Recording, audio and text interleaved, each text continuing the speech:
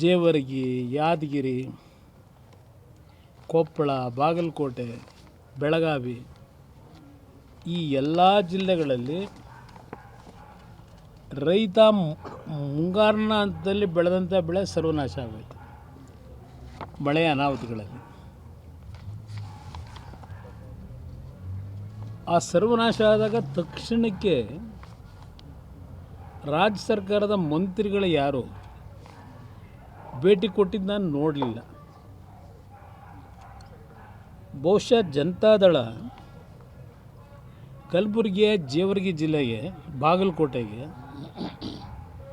ಮೊದಲು ಭೇಟಿ ಕೊಟ್ಟು ಜನಗಳಿಗೆ ಸಾಂತ್ವನ ಹೇಳಿ APMC ಮಂಡಿಗಳಿಗೆ ಹೋಗಿ ಅಲ್ಲೂ ಸಹ ಚರ್ಚೆ ಮಾಡಿ ಒಂದು ನೈತಿಕ ಸ್ಥೈರ್ಯ ತುಂಬಲಿಕ್ಕೆ ಪ್ರಯತ್ನ ಪಟ್ಟಿದ್ದೇವೆ. ಅದು ಆ ಡ್ಯಾಮೇಜ್ಗಳಾದಾಗ ತೊಗರಿ ಬೆಳೆದರು ರೈತರು, ತೊಗರಿ ಕೇಂದ್ರ ಮಾಡಲಿಲ್ಲ, ಖರೀದಿ ಕೇಂದ್ರ.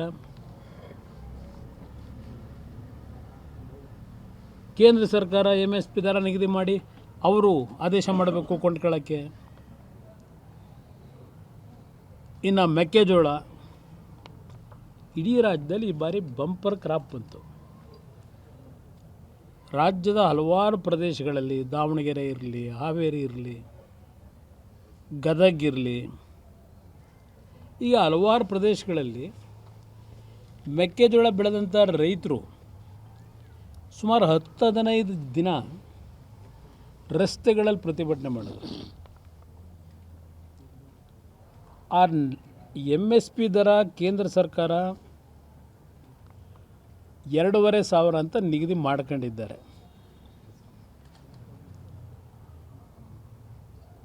ತೊಗರಿಗೂ ಒಂದು ಬೆಲೆ ನಿಗದಿ ಮಾಡಿದ್ದಾರೆ MSPದು.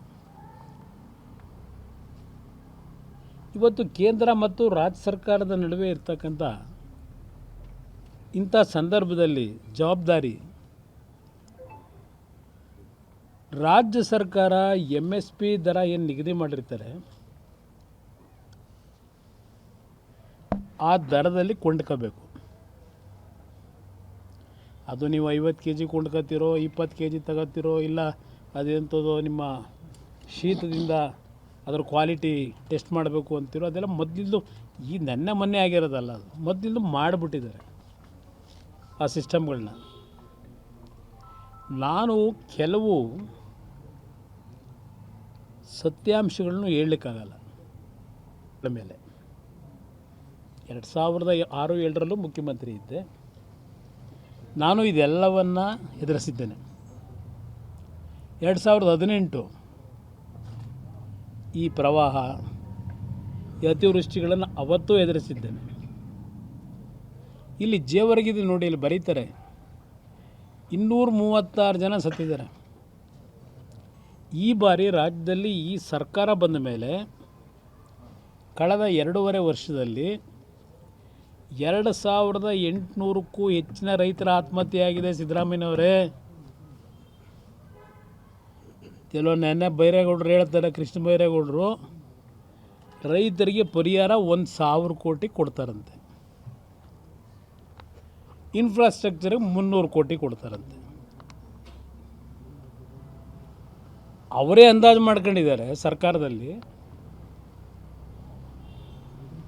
ಈ ಡಿಸಾಸ್ಟರ್ ಮ್ಯಾನೇಜ್ಮೆಂಟಲ್ಲಿ ಆಗಿರ್ತಕ್ಕಂಥ ಅನಾಹುತಗಳಲ್ಲಿ 1,02,000 ಕೋಟಿ ಲಾಸ್ ಆಗಿದೆ ಅಂತ ಹೇಳ್ತಾರೆ. 1,02,000 ಕೋಟಿ ರೈತನಿಗೆ ಲಾಸ್ ಆಗಿದ್ದರೆ, ಇನ್ಫ್ರಾಸ್ಟ್ರಕ್ಚರ್ಗೆ ಲಾಸ್ ಆಗಿದ್ದರೆ 1,000 ಕೋಟಿಲಿ ನೀವು ಏನು ಮಾಡ್ತೀರಿ? ವೇದಿಕೆ ಮೇಲೆ ಬರೀ ಹೇಳಿಕೆ ಕೊಟ್ಕೊಂಡು ಎಷ್ಟು ದಿನ ಕಾಲ ಕಳೀತೀರಿ?